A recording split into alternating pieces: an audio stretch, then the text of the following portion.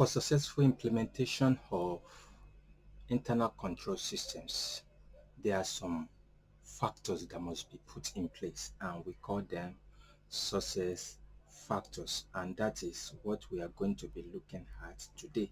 We had earlier looked at a lot of other aspects of internal control systems. We had looked at types, we had looked at components, we had actually overviewed it, and now we want to be looking at the success factor.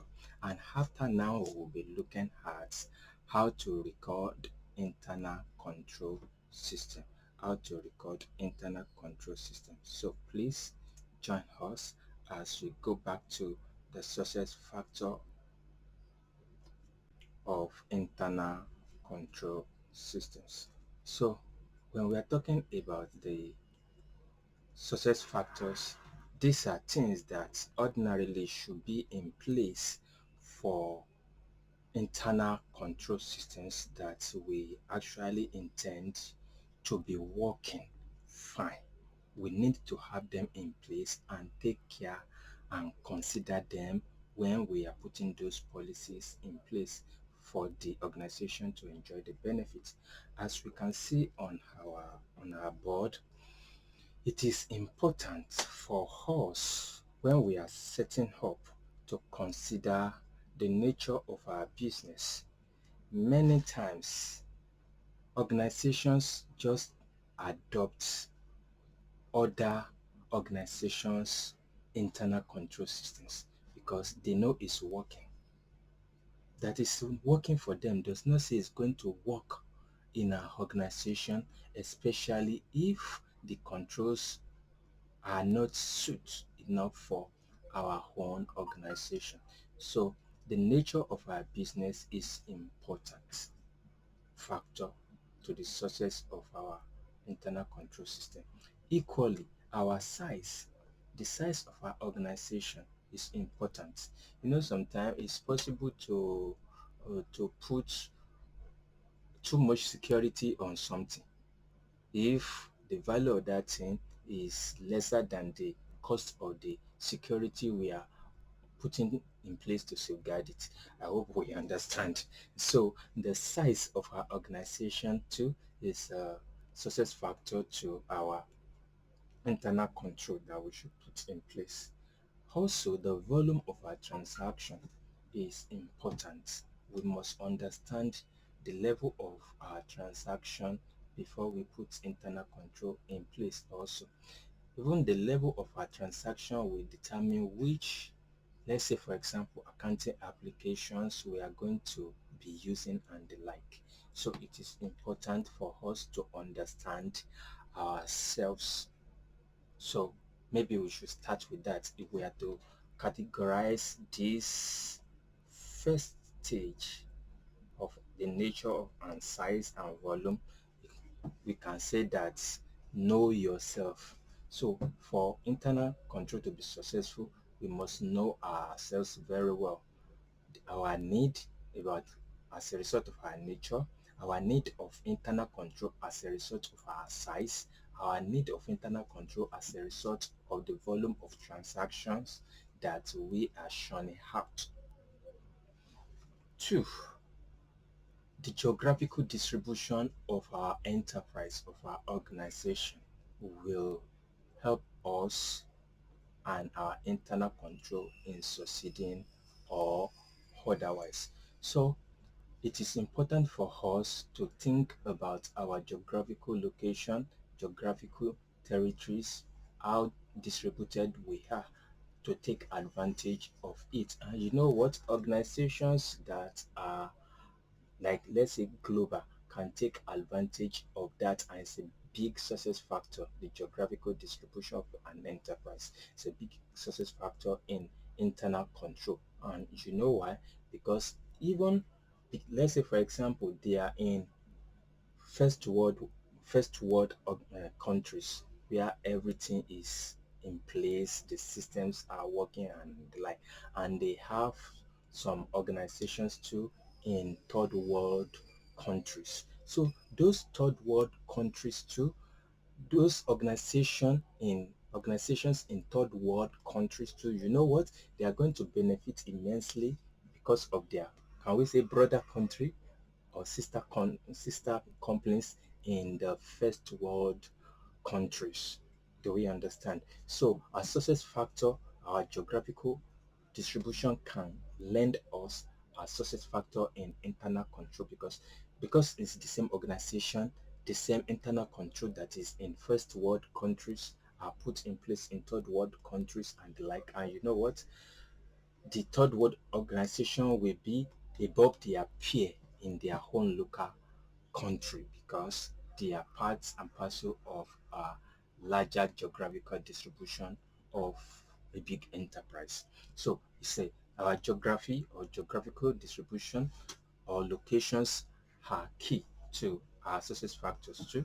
Don't forget, success factor simply means those things that could easily enhance and make our internal control to be working. Equally, the controls exercised personally by individuals in the organization and management level. Here now we are talking about uh, personal ethics, we are talking about corporate ethics, and we are talking about professional ethics. And you know what? The baseline of every ethical behavior starts from personal ethics or personal control. So we are to use it in the control language now. So therefore, who we employ, who work with us, the personal morality of our staff members, they are key to the success or failure of our internal control that we are putting in place. No more, no less. It is as important as that. We cannot give what we do not have. I want to believe you agree as to that.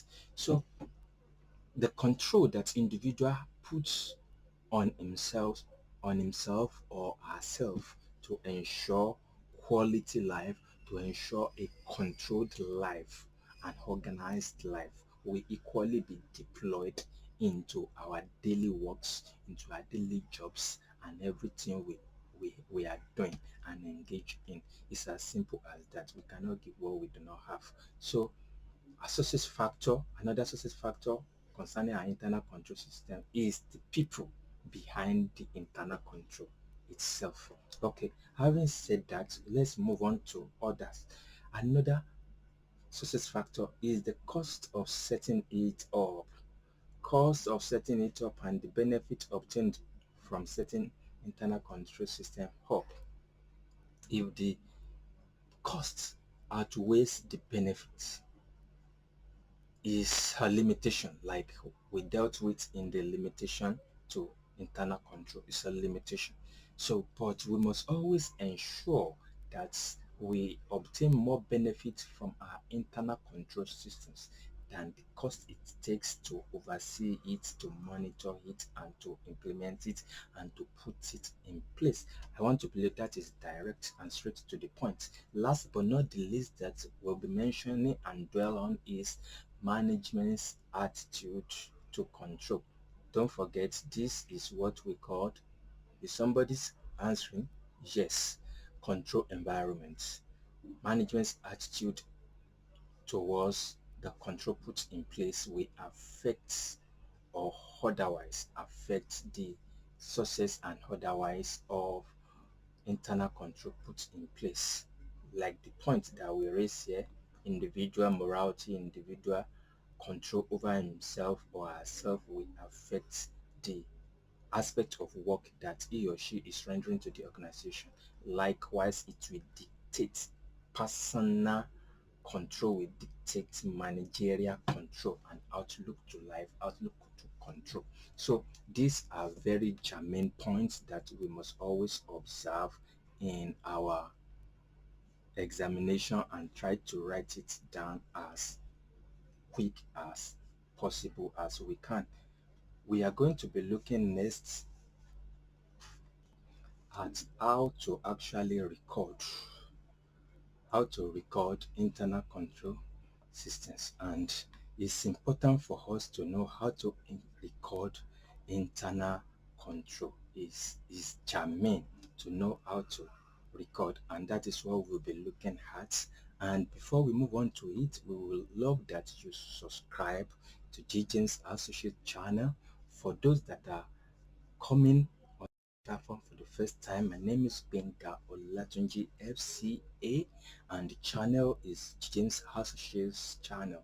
We would love you subscribe, you share, you comment, and write to us on the email being displayed, and we like to hear from you. We are going to be looking at how to actually record internal control systems. Having gone through so many aspects of control that we've dealt with in this series, we want to know how to record it, and we'll be talking about the recording. We'll be looking at the aspect of flow charting. We'll be looking at the aspect of narrative. We'll be looking at the aspect of internal control evaluation questionnaire. So please join us from GGM's Associate channel. We pride ourselves that we are value to life, we are value to your businesses.